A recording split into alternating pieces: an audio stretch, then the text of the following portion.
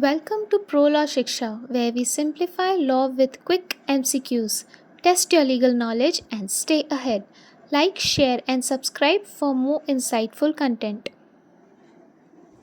If in any case in which the defendant sets up counterclaim, the suit of the plaintiff is stayed, discontinued, or dismissed, the counterclaim A shall be stayed, B nevertheless be proceeded with, C may be continued with the leave of High Court, D no specific provision.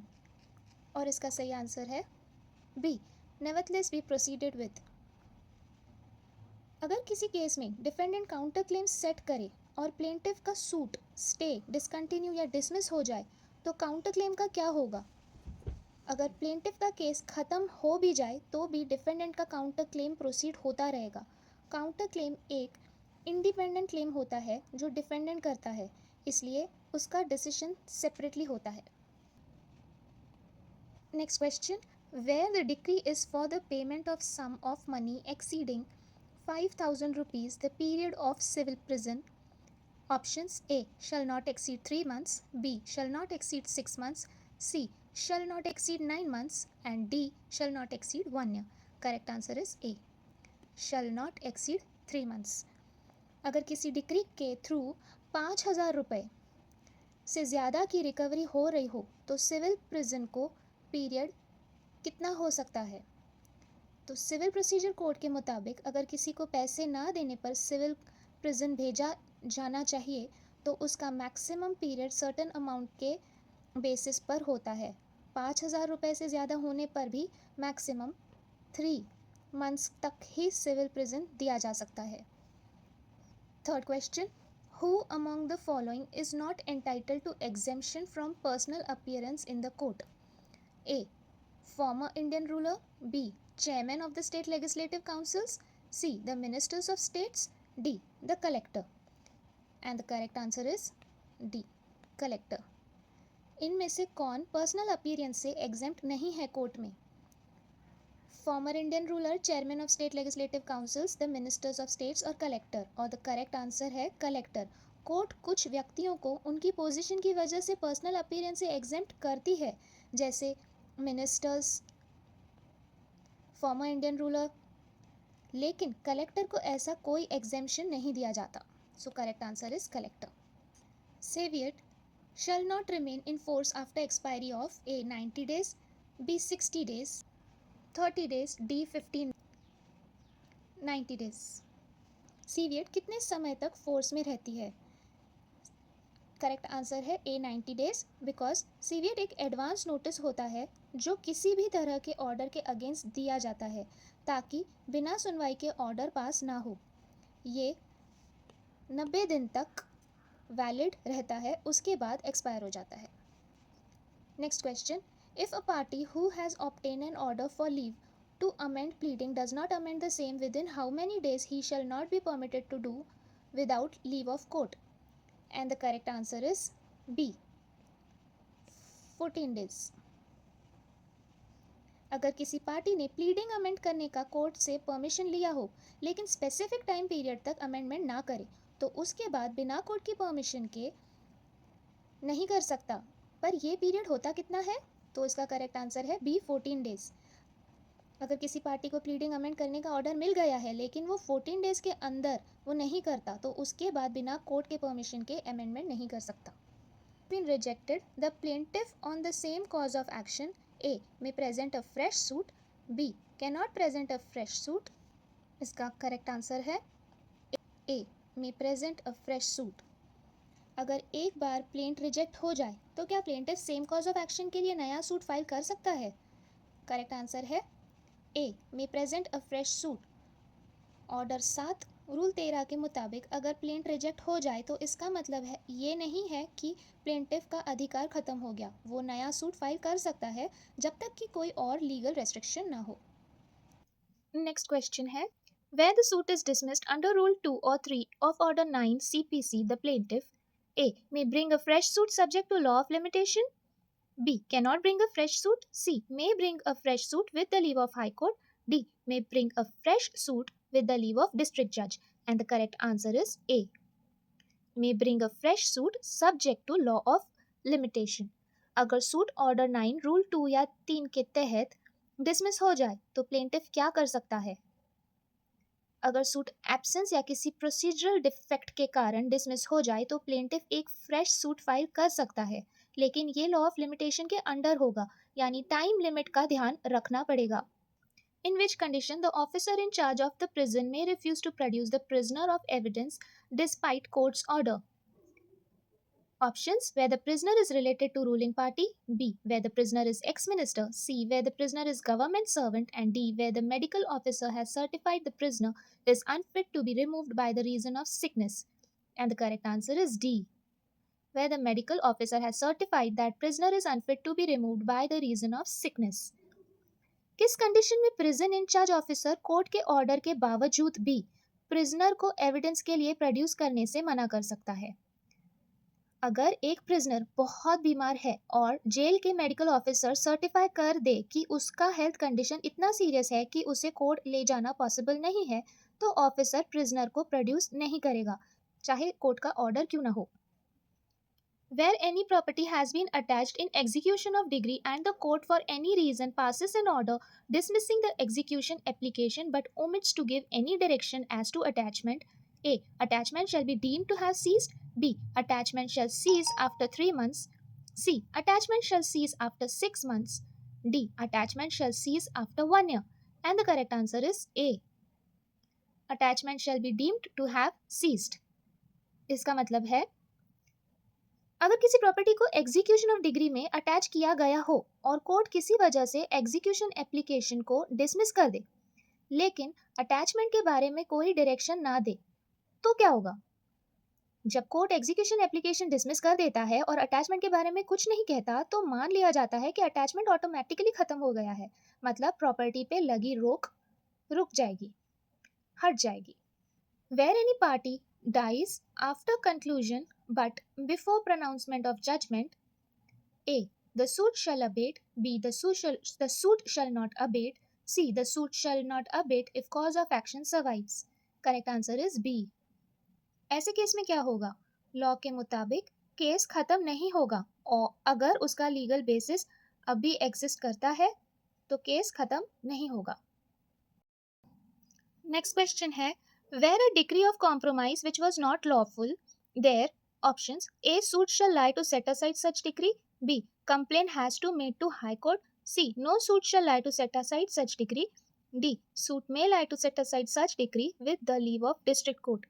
And the correct answer is C. No suit shall lie to set aside such decree. अगर compromise की decree unlawful है तो क्या होगा? CPC के मुताबिक अगर एक कॉम्प्रोमाइज डिक्री अनलॉफुल है तो उसको चैलेंज करने के लिए एक इंडिपेंडेंट फाइल नहीं किया जा सकता. इसका सोल्यूशन या तो अपील में होगा या फिर रिव्यू या रिवीजन के जरिए होगा, इसलिए एक नया सूट फाइल नहीं किया जा सकता इसको सेट असाइड करने के लिए. Question, where an indigent person succeeds, the court fee shall be recovered. A. From the defendant. B. By the state government. C. Not recoverable. D. From the plaintiff. And the correct answer is D. From the plaintiff. अगर एक indigent person case जीत जाए तो court fee किससे recover होगी? जब एक indigent person case file करता है तो उसका इनिशियली कोर्ट फीस पे करने की ज़रूरत नहीं होती, लेकिन अगर वो केस जीत जाता है तो उसको कोर्ट फी भरनी रहती है. अगर उसकी फाइनेंशियल कंडीशन इंप्रूव हो गई है तो उससे कोर्ट फीस रिकवर की जाएगी. Next question, an attachment made before judgement in a suit which is dismissed for default, A. Shall not become revived merely by reason of the facts that order for dismissal of the suit for default has been set aside. B. Shall become revived merely on the basis of restoration of suit. C. Shall become revived on the order of appellate court. D. Shall become revived on the order of high court. And the correct answer is A. Shall not become revived merely by reason of the facts that order for dismissal of the suit for default has been set aside.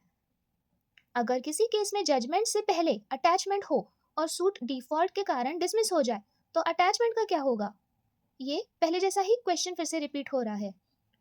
अगर एक suit default से dismiss हो गया हो और फिर restore हो तो इसका मतलब ये नहीं कि अटैचमेंट भी ऑटोमेटिकली वापस आ जाएगा.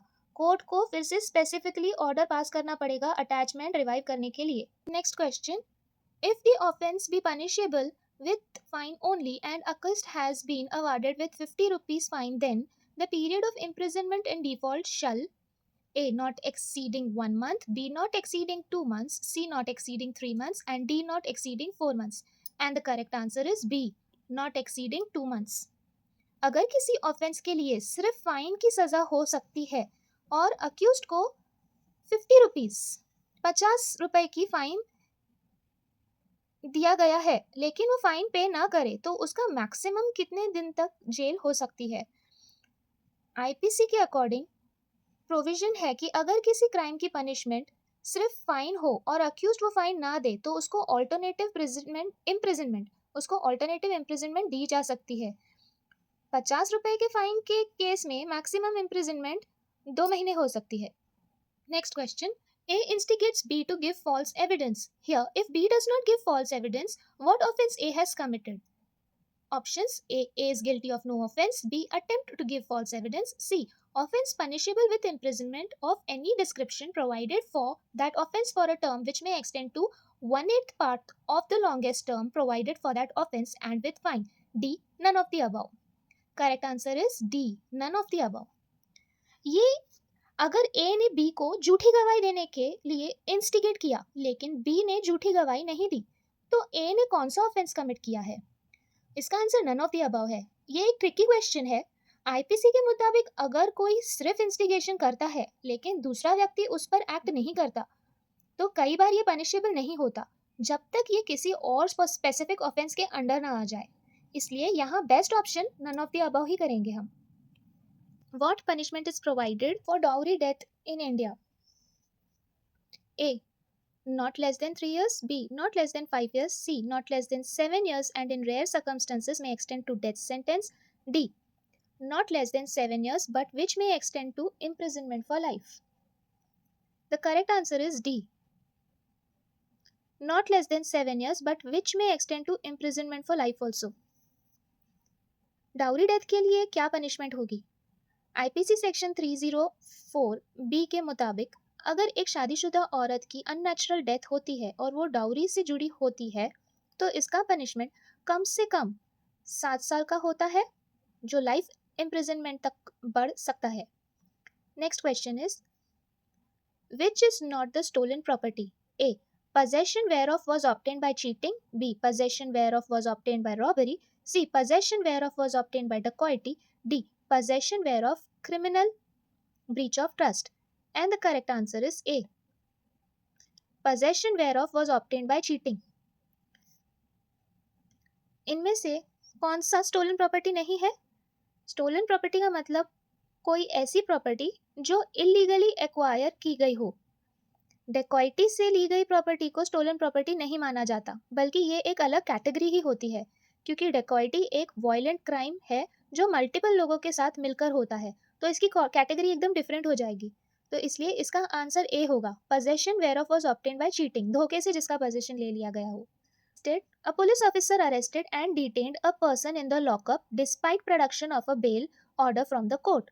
Police officer is guilty of wrongful restraint, wrongful confinement, C abduction, D kidnapping. Correct answer is B wrongful confinement. Police officer bail order होने के बाद भी अगर किसी को लॉकअप में रखता है तो वो किस क्राइम का दोषी है? रॉन्गफुल कन्फाइनमेंट का मतलब होता है किसी इंसान को इलीगली रोक कर रखना। जब एक इंसान को कोर्ट से बेल मिल गई है लेकिन पुलिस उससे फिर भी लॉकअप में रखती है तो ये रॉन्गफुल कन्फाइनमेंट होता है जो बिल्कुल ही इलीगल है। Next question, what must be the age of minor with regard to the offence of kidnapping? A 16 years, B 18 years, C under 16 years of age if male and under 18 years of age if a female. And the correct answer is C. Under 16 years of age if male and under 18 years of age if a female. Kidnapping के case में minor की as क्या मानी जाएगी? अगर लड़का 16 साल से कम का हो या लड़की 18 साल से कम की हो तो उसको बिना गार्डियन की परमिशन के ले जाना किडनैपिंग माना जाता है।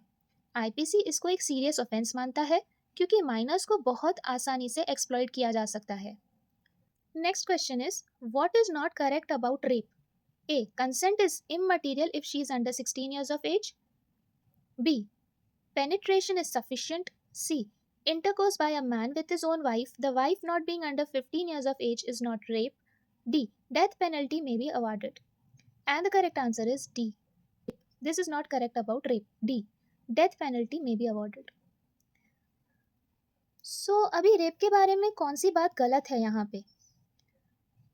पहले तो आईपीसी के मुताबिक अगर लड़की 16 साल से कम की है तो उसकी कंसेंट यानी उसका राजी होना मैटर नहीं करता, उसे रेप ही माना जाएगा। मतलब चाहे लड़की कंसेंट दे भी दे, अगर वो 16 साल से छोटी है तो ये रेप ही माना जाता है। और जो सी ऑप्शन में लिखा है कि intercourse by a man with his own wife, the wife not being under 15 years of age is not rape, ये एक्चुअली सेक्शन 375 एक्सेप्शन 2 उसमें स्पेसिफाई किया गया है कि if a husband has intercourse with his wife and she is above 15 years of age, it is not considered rape under law. But फिर Supreme Court ने 2017 में Independent Thought versus union of India के case में ये age limit increase करके 18 साल कर दी for protection of minor wifes in India. So legally if a wife is below 18 years of age और वो मैरिड है, then to intercourse with her is rape. अभी हम आते हैं करेक्ट आंसर की और जो है डी, डेथ पेनल्टी में बी अवॉर्डेड। ये इनकरेक्ट इसलिए है क्योंकि जनरल पनिशमेंट आईपीसी सेक्शन 376 के अंडर जो इम्प्रिजनमेंट और फाइन स्पेसिफाई करती है लेकिन डेथ पेनल्टी नहीं करती है। बट एक्सट्रीम केसेस में डेथ पेनल्टी भी दी जा सकती है, जैसे सेक्शन 376 ए, अगर रेप विक्टिम की मौत हो जाए और उसकी परमानेंट वेजिटेटिव स्टेट हो जाए, या फिर पीओसीएसओ एक्ट के अंडर अगर विक्टिम 12 साल से कम उम्र का हो, तब रेयरेस्ट ऑफ रेयर केस में भी डेथ पेनल्टी दी जा सकती है। तो नॉर्मली इस आंसर को हम डी ही मानेंगे, बट ये जस्ट मैंने आपको एक एक्सेप्शंस बता दिए इसके।